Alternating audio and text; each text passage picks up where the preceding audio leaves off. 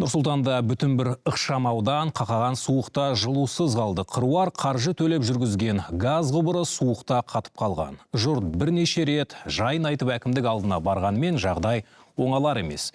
Жедел көмекке келетін мамандардан да қайран болмапты. Өйткені құрал сайманы жоғылар қол қусырып қана кетеді екен. Көгілдір отынның жайын айтамын деп көк түтінге тап болған тілшіміз Елдос Есенбол жалғастырсын.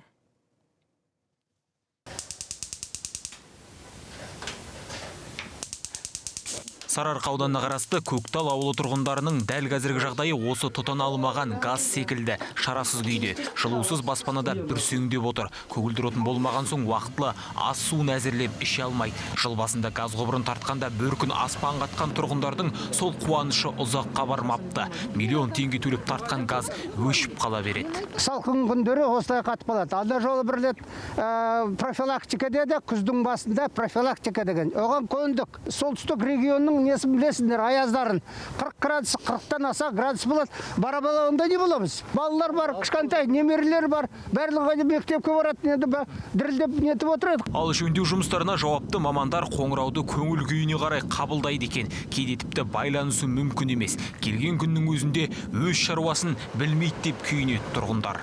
Видать, білмейді ау деймін осы. Өзінің шаруасын білмейді. Жай кішкентай балалар өзі түсінбейсін. Трос дейді, тростары да жоқ. Сосын өздері де сол тонып, жаурап, өздері не істерін білмейді. Ауыл тұрғынның трос дегені мынау құбырларды тазалайтын құрал. Газ құбыры жердің астымен өткендіктен оның бойында жер асты суы болады. Күн суытқанда құбырдың бойындағы су қатып, газдың жолын бітеп тастайды екен. Құбыр қатпас үшін тұрғындар орап қоймақ болғанда қауіпсіздік ережесін бұзасыңдар деп рұқсат бермепті әкімдіктегілер. Газ жетті деген аты ғана болмаса, тұрғындар әлі күнге дейін осылай отын жағып отыруға мәжбүр. Егер көмір болса ғана әрине. Қысқа қамданып үлгермегендерінің жағдайы тіптен қиын. Ал әкімдік болса өзінің шала дайындығын білгендей пештеріңді алып тастамаңдар деп ескертіпті. Ал өздері қыстың қамын жазда ойлау керектігінен бейхабар секілді шенділер. Тұрғындар тоңып секіргенде ғана іске көшіпті. Әзір газдан үміт күтпеңдер дегендей үй-үйге тегін көмір таратып бастады. Ал күн сайын қататын газ құбырының шаруасын шешуге әзір екен. Газ құбырларының аузына арнайы сүзгі орнатамыз. Ол жер асты суын құбырға жібермей ұстап қалып, шығарып тастайды. Осылайша құбырды мұз қатудан сақтаймыз. Сондай-ақ қосымша үріп тазалау жұмыстары да жүргізіледі. Шенденің жауабын тыңдағанда бүгін ертең іс бітетіндей көрінеді, бірақ тұрғындар жұмсақ сөз жылы жауапты емес, нақты іс әрекетті қалайды. Әйтпесе газ жетті деп қуанған мыңға жуық отбасы өлместің күйін кешкісі келмейді. Осылайша жаураған тұрғындармен бірге Көкталдың жоғын жоқтап жүргенде көк түтінге тап болдық.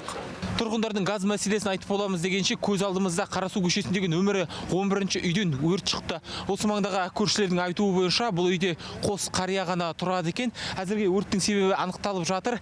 Шамасы газды дұрыс жақпауынан болған секілді. Қою түтін лезде көшені толтырды. Айналадағы адамдар аяқ асты абыр-дабырдан не болғанын түсінбей қалды. Әйтеуір абырой болғанда өрт сөндіру машинасы кешікпей жетті бұл жолы. Елдос Есенбол, Роман Расулов, КТК.